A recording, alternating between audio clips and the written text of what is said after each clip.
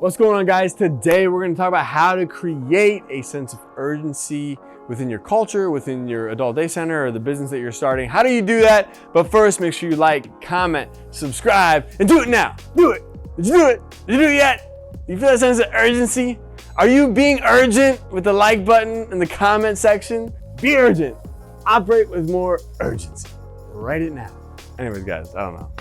That's a little intense. I felt like I was getting a little intense there. I didn't mean to scare anyone off. So, anyways, what does it mean to operate with a sense of urgency? What are some things that you can do today to create a greater sense of urgency within your culture? Number one is to set expectations. So if you're going into a meeting with your team or with your department heads or with leadership, like, are you setting the expectations, with maybe even a sales appointment? Are you setting those expectations up front where you're giving them a defined amount of time before you have to go to your next meeting? And so sometimes in order to do this, you may have to create a fake meeting later on, or kind of this like I got to be done by this time, regardless of whether or not you have stuff beyond that time frame.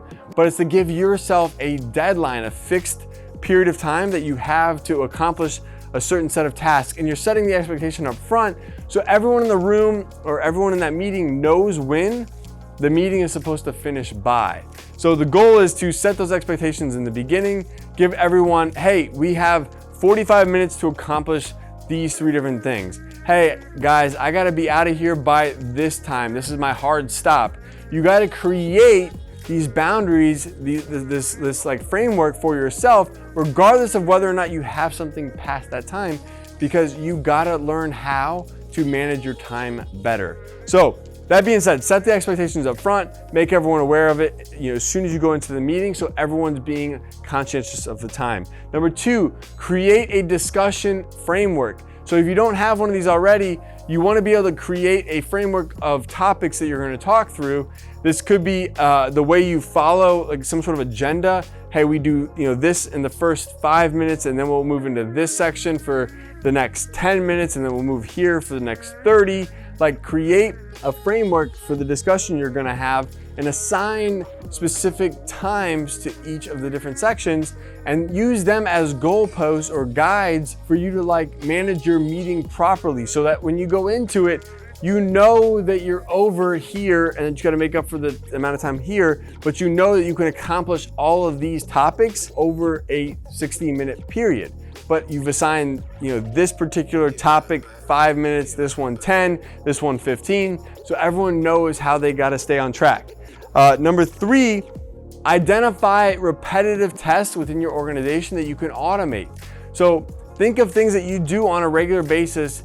Like, have you ever thought about the things that you're doing every single week or every single day that seem repetitive? Have you ever written those down? Write a list of all those repetitive tasks and start figuring out if any of those things can be automated. If there's some sort of technology or software that you can use to automate those tasks. And if there isn't, maybe it's just a matter of creating a framework, a cheat sheet, a guide, something that's like a checklist that you can follow that takes the thinking out of what you have to do. So if you have a repetitive tasks, but you're not exactly sure, sometimes you remember, sometimes you got to go back and reference something. Maybe sometimes you can't pass the task on to somebody else because it's not written down. It's important to create a guide or a cheat sheet or some sort of checklist that you can use where you could pass that on to someone else to do for you, or that you could easily recall, so and have a guide as to what you need to do before you finish your day or your week or whatever that is you're responsible for. And number 4, if you haven't already, you gotta use Chat GPT. It's completely free. Go to openai.com, sign up for an account. There's a free version of it. It's an incredible resource. And if you're not using it in your business today, someone else is, and there's a good chance they could crush you because of the amount of just tasks and automations and just the things that you can use this technology for is amazing. It's an incredible solution, and it's free, and it can save you so much time, energy, and effort, whether that's just time that you spend trying to be creative, whether that's time that you spend writing articles or blog posts.